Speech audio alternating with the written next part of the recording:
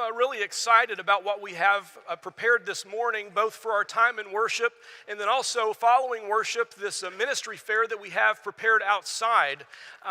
What is the reason for having all these ministries if not to reach out to people, if not to try and make an impact for Christ? And so what we're going to be talking about this morning here in worship is about reaching our community, and not in a vague sense or a general sense, but in fact in some real specific ways. Who are the actual people that live near us and live near our church building, and what are they like? If we were to take seriously this charge we've been given to reach the people around us, how can we fine-tune those kinds of efforts? I want to look with you at this passage in Colossians in chapter 4. Paul says, "Walk in wisdom toward outsiders, making the best use of the time. Let your speech always be seasoned with salt, so that you may know how you ought to answer each person."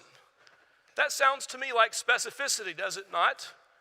Be wise about this. Be thoughtful about how you expend your efforts and fine-tune your efforts. Think about the actual people you're talking to. Speak in such a way that you could make an impact. So several months ago, I ordered a report called the Know Your Community Report. And it's demographic and psychographic research. Demographics are, who are these people? Psychographics are, what do they do with their time? So who are they and how do they behave? And I think knowing both of those things helps us considerably to walk in wisdom in how we engage with our community. I think it's useful for our existing ministries to think about how you can fine-tune your approaches, and it's also useful for us as we've pondered what are some new things that we need to introduce to get better at reaching the specific people who do live and work and commute all around us. So after I got in this report, I put together a focus group, and with this focus group we had two goals. One goal was to communicate, which is what we're trying to really get going this morning. I said the stuff that we're finding out, this is not top secret information. This is stuff that we want all of our church to be aware of and to understand so that all of us can be wiser in how we reach out. We want to communicate, but we also want to initiate. And from our very first meeting, we had many meetings, but from our very first meeting, I challenged them to be thinking about, if you took this information seriously and let it weigh on your heart, what is it that you yourself would commit to doing next as a part of Tusculum to help us move forward in useful ways? And so this morning, I've got a panel group who's going to join me. I'm going to invite all of y'all to go ahead and start making your way up here to the stage, and we'll have some conversation. So we've got several panelists this morning. I'll mention, in addition to these, there are two others that were a big part of all of our conversations that are not on stage this morning. One is Chelsea Schaefer. She was a big part of this. And then also our own Robbie Atkinson. Robbie has also been a big part of all of these conversations. So what I'm going to do for just a minute, I want to run through some kind of overview findings, and then we're going to get into some more specific conversations with this group. So here's some interesting stuff in my opinion, some key findings. Number one, there are just under 200,000 people within a 15-minute drive of our church building.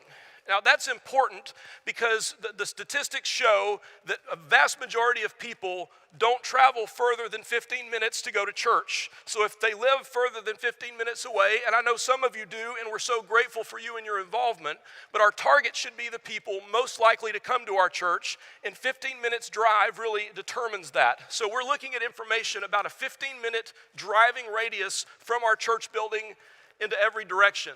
There's almost 200,000 people around us, average household size of 2.6 persons. Also note, 60% of these are ages 40 and under. 40 and under, 60%. The primary community demographic is young families with a median age of 35. So to the question of why does this panel group look the way that they do, I decided I should talk to the people most like the ones we're trying to reach. If the report had said our community was primarily 75 and older, everybody on the panel would have been 75 and older. But in fact, these are some of our members who are most representative of the people we're trying to reach. I think part of being wise is to listen to them about what would help us reach more people who think and act the way that they do. And so I really appreciate them and all the time that they've given up into helping us with this. The largest specific people group is females ages 35 to 39. They're the most represented in our community. The smallest single group is males over the age of 85, just to give you a picture. Also worth noting that the median household income around us is a little over $73,000 a year, which is at least double that of the poverty line. So one way that can help us be wise is to think about, the people most close to us, what kinds of ministries make sense for reaching those people. And I will humbly suggest, I think it's wonderful for us to support and volunteer at soup kitchens and other places. Do I think a soup kitchen is the best fit for our property and location? Probably not, based on the people that are actually around us and their income level. So if we could go to that next slide. This is a really important statistic. 71.5% of people drive at least 20 minutes each way on their daily commute. And 80% of these drive alone. That's a lot of time in the car with tech or audio. We got to be thinking about how to reach people in that space because they have a lot of time in that space. A large percentage are health conscious in terms of exercise and eating. Also important to know that politically, most of them are pretty close to the middle.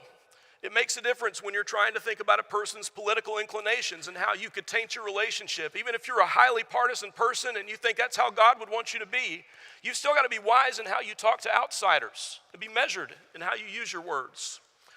89.9% have internet access, a vast majority of which is high-speed internet, and only 3.1% don't have computer access. So those are some overview statistics. There's a handout you can get today that has all of that for you to take with you and consider. But one of the other cool things about this report is what they call their tapestry groups. So they have taken all the different demographics and broken them down into smaller groupings with distinct personality types. And this is what we're trying to look at today as we work through some of this.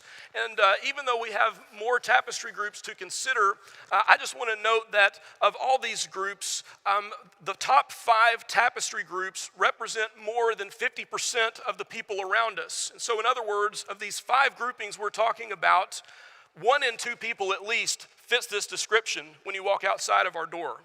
And so I'm going to invite our group, as we start reading through some of these attributes, to feel free to kind of raise your hand and help people know what you identify with as we talk through some of these. The largest group is called Young and Restless. Young and Restless. In the average United States, these are between 2 to 3% of a community. They make up almost 19% of our community. So this is a vast, vast representation that we have around us. These people tend to be renters on the go, most often single, interested in the city, value a lot about self-improvement. They're flexible and able to move locations, like to be early adopters in technology. Any of y'all think this kind of describes you to an extent? Yeah, right? So tend to be on the go. They move quickly. We have to think about integrating quickly. How do we help people find a quick path to involvement here? Because they may be out and about pretty quick. A second group is what they would call enterprising professionals. This is 9.2% of the people around us. These folks tend to be renters in urban neighborhoods, singles and couples, focused a lot on wellness, science, technology, engineering, mathematic type jobs, tech innovators, really interested in convenience. They want things done well, they want things done simply, they want quick access to the things that they want. Does that describe any of y'all? Yeah, lots of head nodding and hand raising, good. Okay, another group, bright young professionals. This is about 8.6% of our people. Again, renters and homeowners, singles and couples, tend to be based out of the city, value in the latest technology, often very physically active, and enjoy being part of a lot of stuff out and about in the community. Does that sound like any of y'all? Yeah, right? Okay, Then this group, the urban edge families, suburban homeowners. This tends to be multi-generational families. They focus a lot on family. This is where a lot of the ethnic diversity comes in from our community. They value family outings, and they tend to drive a pretty long way to work. And I don't know if any of y'all specifically fit this demographic perfectly, but it's good to know this is another one that's very present. And then we have this group they call professional pride, which is a little under 7%. These are white-collar workers, suburban homeowners, usually married with children, very interested in their own communities, established in their routines. They find time for themselves and what they want to do. How many of y'all think this kind of sounds like you? Yeah, I think a lot of our Nolensville people, this probably describes pretty well. But this is another group. So if we can go to this next slide, there's kind of a summary with all of them. But our average age in the community is between 29 and 40. And our community values the use and convenience of smartphones and technology. So if we go to this next slide, these are some summary points as we kind of look at all those together. If I could kind of compile those, and I want y'all to raise your hand as we go if this sounds like you. Though income levels vary, nearly everyone is at least interested in the latest technology. Everybody like tech? Yeah, everybody likes tech. People use their cell phones for almost everything. Those who read don't mind using PDFs and Kindle formats. Does that sound like y'all? Yeah, cell phones for absolutely everything. These next two are my favorite. People have an interest in things that are environmentally friendly, as well as organic foods and health matters. Does that sound like y'all? Somewhat? Somewhat? Not Andrew. Andrew's breaking the mold. Yeah, but that's very typical of this bunch. But this is my next favorite part, right? They're all about the organic and healthy stuff, but most of them frequent fast food locations. Also true? Haley's at least honest. Yeah, so I just think that's hilarious that, you know, I'll stop by McDonald's on my way to buy organic stuff at Whole Foods, right? People are funny, right? People are funny. We don't think through everything that we do. But those are both attributes that are common. And again, commutes to work are long, hours are long, and there is extensive computer use. Does that sound like y'all? Yeah, long commutes, long hours, a lot of times involves a lot of stuff with the techie stuff. So what I wanted to do, to me, there was really a driving question in working with this group, this focus group.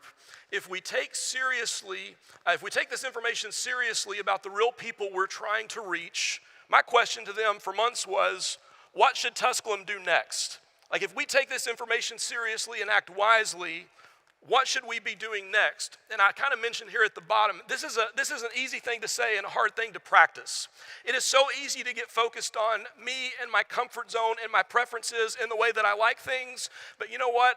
Mark's opinions shouldn't win out in how we do things. God's mission has got to be what drives us. It's the question of what reaches people, what helps us share the gospel, what brings other people to Christ. That's got to be the biggest thing that drives us more than my comfort zone or my preferences or anything else. It's a really important motivating factor.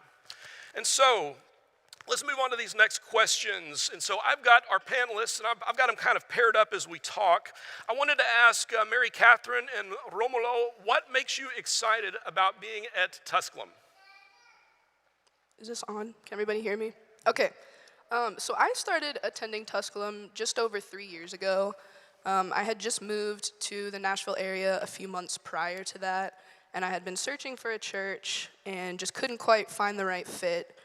I was sort of in a season of maybe loneliness and isolation would be good words to use, just because I hadn't found my community yet.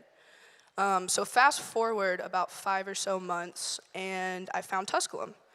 And I'll tell you, the two things that I noticed after immediately stepping foot in the building, the first thing was there's a very welcoming and friendly energy that buzzes through every corner of this building as people are gathering to worship on a Sunday morning. That was the first thing I noticed. The second thing that I noticed was the huge amount of potential that I feel like Tusculum has. This church has provided community for a large number of people, myself included. It serves its community well, whether that be through outreach or whatever it may be. And I truly believe that Tusculum brings people closer to Christ through every interaction and every ministry that we have to offer. And I really believe that as Christ followers, that's part of our mission, is to be the hands and feet of Jesus. And I think Tusculum does that very well.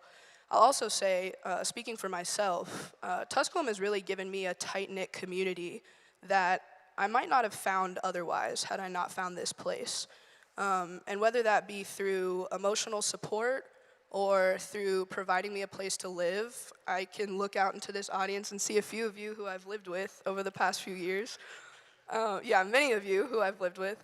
It's really blessed me in so many ways. And I'll tell you another thing. I wake up every single Sunday morning excited to show up here and excited to worship. And that's partially because of the atmosphere that we've created here.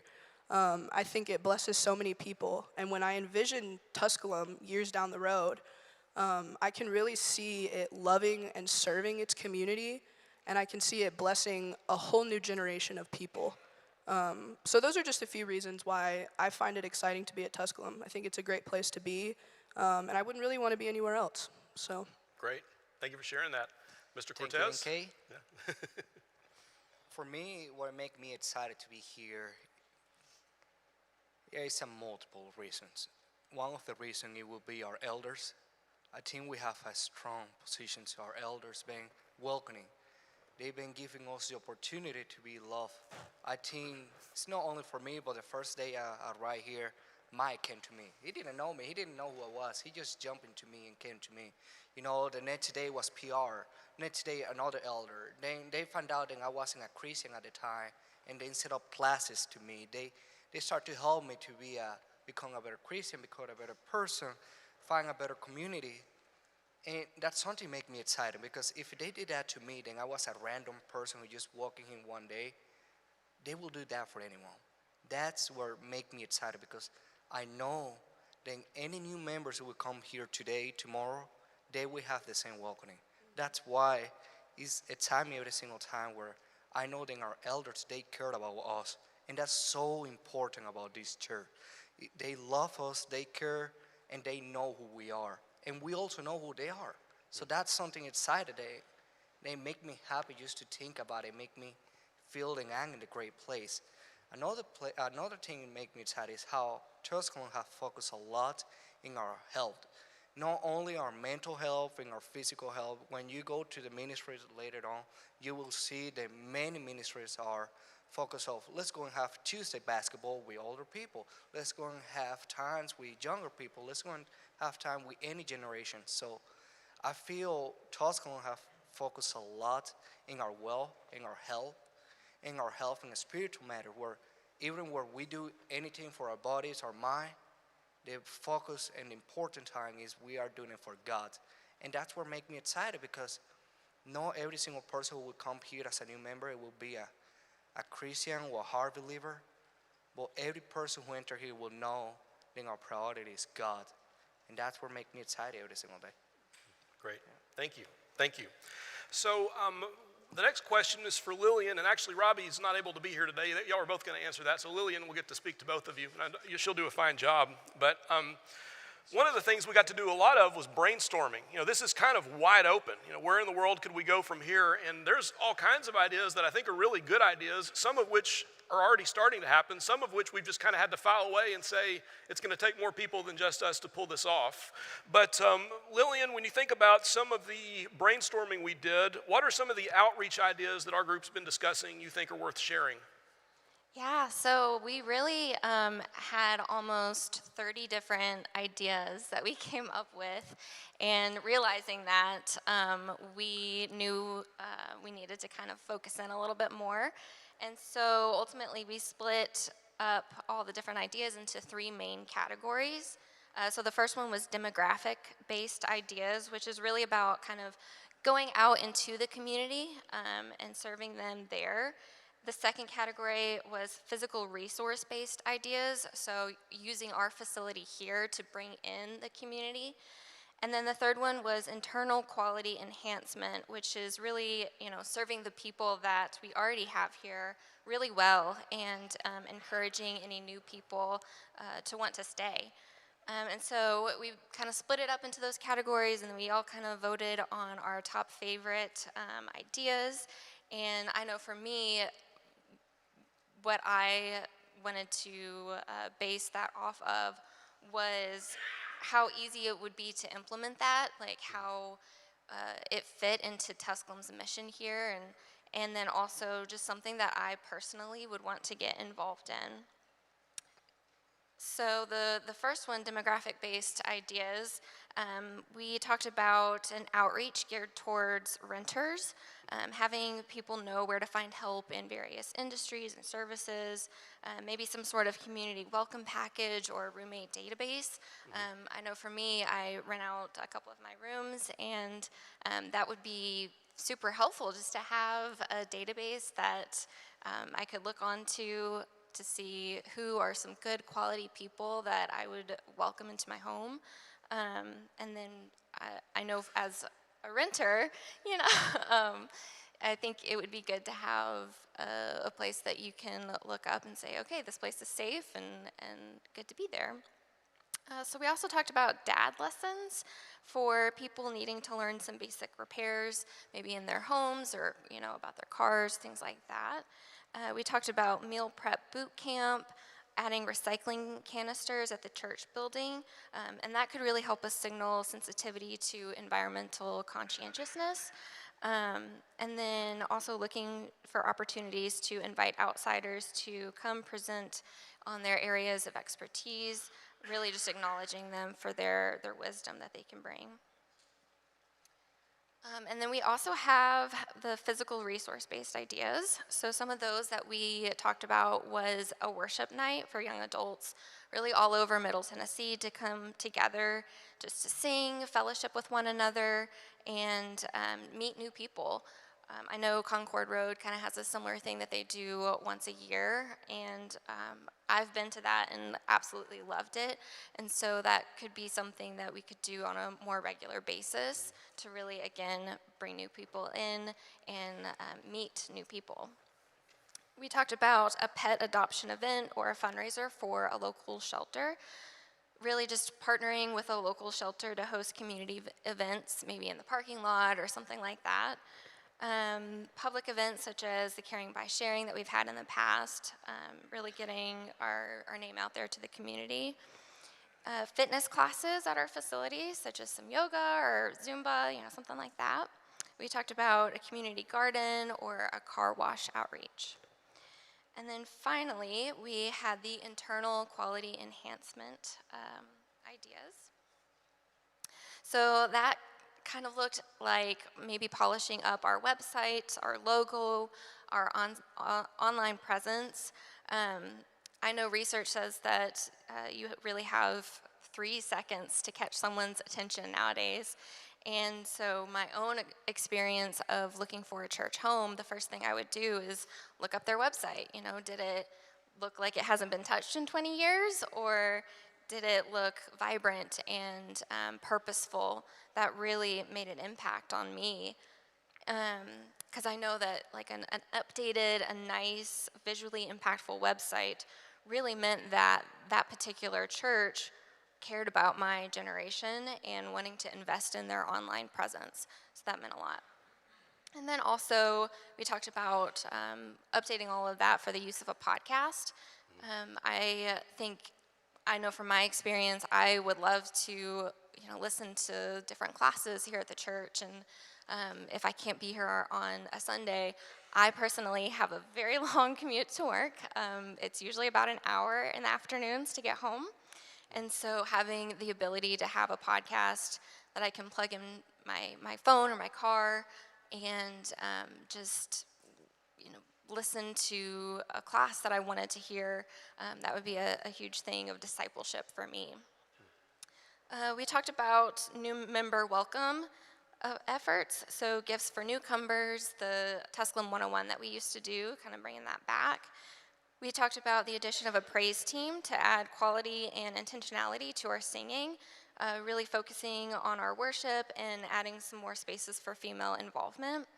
And then finally, we talked about just additional work on the ministries that we already have.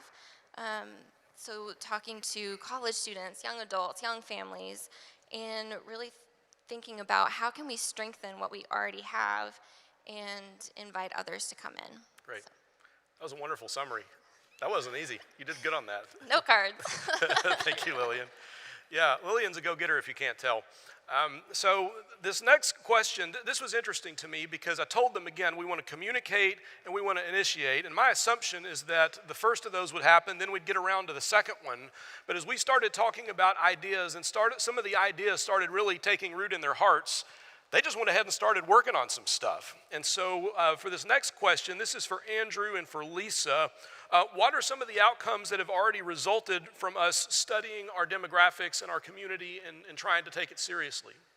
First off, I want to apologize for spilling my coffee in church this morning and everyone else losing their privileges of coffee. So I petitioned to the elders to please to continue to have coffee in church. I just messed it up for you all, so I'm very sorry.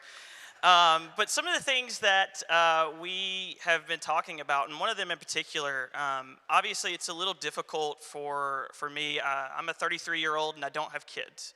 And so it's been difficult for me to plug in some ways, but it's just because everyone that I know is having kids. And so one of the things that I was able to do is I went to school with Tim and Lisa, and we were able to connect in that way. And then also Thomas and Elena Wilson, who were here, and then they left, so kind of left a gap there with us. And so I was able to plug in a bit with the TYM, getting to enjoy some time with those. But some of the things that had resulted in some of the demographic studies was obviously the implementation of a praise team. And I'll go ahead and be the first to tell you, change is difficult. Change is not fun. It's not something that we want to do, but change is necessary for growth. And I feel like that whenever we're in that season of growth and that season of change, I think God does some of his best work because we're uncomfortable and we're out of our norm. And I have been able to connect with people who I would have never otherwise engaged with. Jeff, who is just an amazing individual who has led this congregation with dignity for 30 years, and he just volunteered, from what I understand. I think he's up to almost, is it 40 now? 40? It's over Okay, 40. see, Yeah. He volunteered and ended up being 40. So it's just an opportunity for people of like mind to get together. And I don't know if you've ever led worship before, but if you're trying to introduce a new song, you're pretty much going to be singing it by yourself. And it gets a little difficult. While I love to sing, and I'd love for you to hear me sing, that is not the way in which we should introduce songs. We should do everything in which we can do with excellence. And so I think this praise team is, like Lillian has said, is giving another opportunity for individuals of not just my age, but across the board, multi-generational opportunities to connect, and for women to find a role within the church. That is something that I think it provides an opportunity to do. So that's one of the things that came out of the demographic study was an implementation of a praise team, and I think Lisa is going to be able to hit on a little bit more of what came out of that. Yes, so the one thing that stuck out to me with outcomes from our demographic study was the momentum of our Connect ministry. And for those of you who don't know what Connect is, it's for those between ages 20 and 40, whether you're single, married, you have families, there's a ministry for you that's out there. And coincidentally, it's our tapestry group that's up here that forms most of this ministry. But that ministry has really strengthened with the help of Lillian Fisher, Chelsea Schaefer, Robert and Susan Mitchell. Not only are we meeting on Sunday mornings, but we're being more intentional with gathering together outside of Sunday morning classes. We meet for devotionals on Sunday nights. We've met with the elders. Each elder will host the Connect ministry, and we also just get together to have just fun. So it's a good opportunity for us to connect, so to speak, because we're all like-minded. We love Jesus. We want to be like Jesus, and we can be there, we can have fun, and we can also lean on each other in that process. Great. Yeah, and I've been amazed. Y'all's numbers have really been growing a lot recently. It's been going very well. Yeah, that's great. And again, all the stuff we've been looking at indicates it's a very important group we should be reaching out to. So the last question that I wanted to ask this morning is for Adriana and for Haley, both of whom I guess grew up here, right? Y'all are both born and raised Tusculum girls. So as you think about Tusculum's future, what wish would you make for Tusculum's future? So the first thing that came to my mind whenever I heard this question was having more togetherness, like not just during holidays, but during just like random times during the year, getting together and spending time with people that you wouldn't normally hang out with, and kind of like breaking the groups that we usually stay with. Part of togetherness is showing up and working together, so I think that the ministries that we're building on will help each person find a spot where they feel they can serve and connect with others, and ministry will help, I think, each person feel more connected and invested in this church. My hope is that we'll embrace these opportunities to connect with each other, and that we show up and keep the consistency and have real relationships with each other outside of church. Great, thank you. My hopes for Tusculum's future are that in our service, every able member would be able to join and invest in a ministry.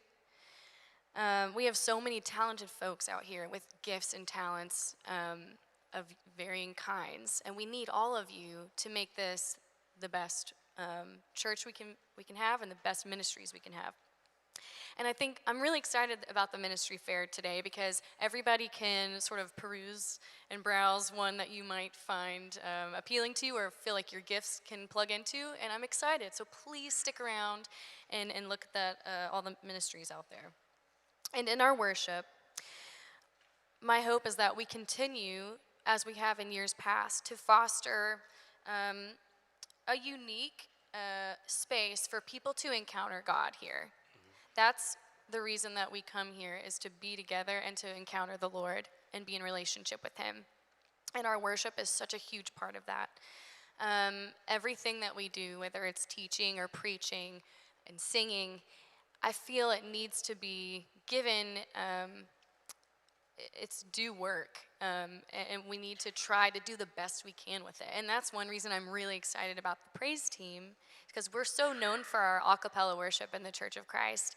And I'm like, this is an opportunity to make it even better than it has been. I'm excited about that.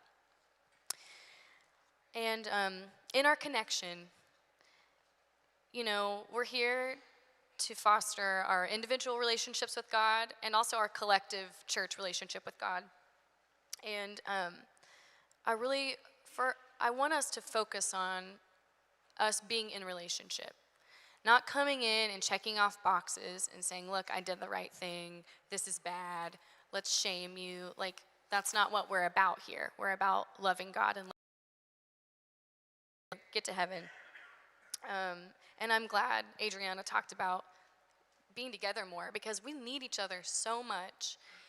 There are so many times in my life where I was isolated, and that was when Satan really was able to get to me more easily. And I recognize so much from that we need each other desperately, and we need to be bearing each other's burdens and encouraging and supporting each other. And it's important that we have true relationships with each other here so that we're able to help each other. And then finally, in our connection to people outside of these walls, like, how do we bridge the gap here? And that's what this is all about. How do we reach out to a culture that doesn't quite look like what we're doing here and bring them in and say, hey, look, let's live into God's design together? And that's probably going to require some adaptation from us, some growth and change, like we've all been saying. And I think we're going to have to just embrace that if we want to reach people, especially in this world today that makes it seem like you don't really need anything but whatever feels good to you, right? So kind of to sum up what I've said, please get involved. That's my hope for Tusculum's future, is that we're involved and we're together. Lean into your relationships with each other and with God, and don't be afraid of the change. Because at the end of the day, like, we're trying to engage the mission of Christ and do the best we can to bring people into relationship with God. And that's what we're here for. That's why it's important to us that we're reaching this demographic of people around us, because we want them to come to know the Lord. Great. Well, thank you all very much for your comments. I'm going to let y'all make your way back down to your seats. Would y'all join me in appreciating them for their contributions here? Thank you.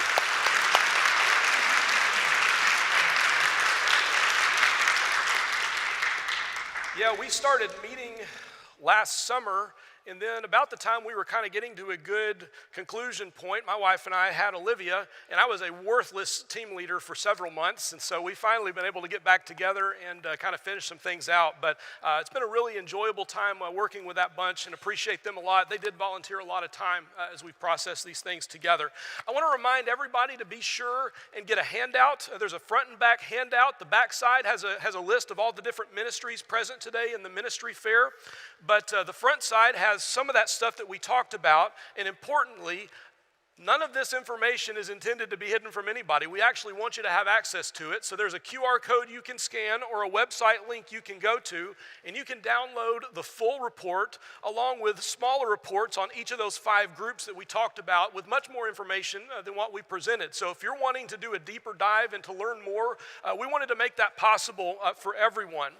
So as I conclude my comments this morning, as we think about moving into the future and where we go from here, I just want to challenge us to think about bringing the best parts of our past forward with us into the future.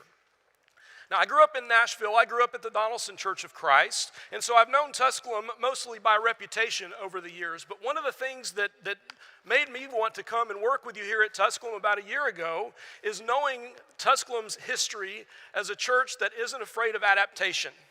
When I think of some of the huge ministries that we've been part of over the decades, you know, I was born and raised and went to Ezel Harding Christian School, which only exists because Tusculum was willing to host it when they didn't have a location and to help that effort along. The can-do attitude, the courage to step out on faith. I wonder if it's even possible to put a number on how many people have been blessed through Churches of Christ disaster relief that Tusculum was so instrumental in making happen. This is a church with a history of thinking big and working hard and serving well, and I want to encourage us to continue to bring that with us into the future as we go. One of the things that we do is we always set aside time, so if there's a special need or prayer request or anything we can help with, we like setting aside time in our worship so that we can connect with people. I really hope you plan to stick around today and learn about some of the various ministries we have going. There's going to be some great information outside and lots of tables to look at. But if there's any way we could help you this morning, we'd invite you to come talk to us while together we stand and sing. All to Jesus I surrender.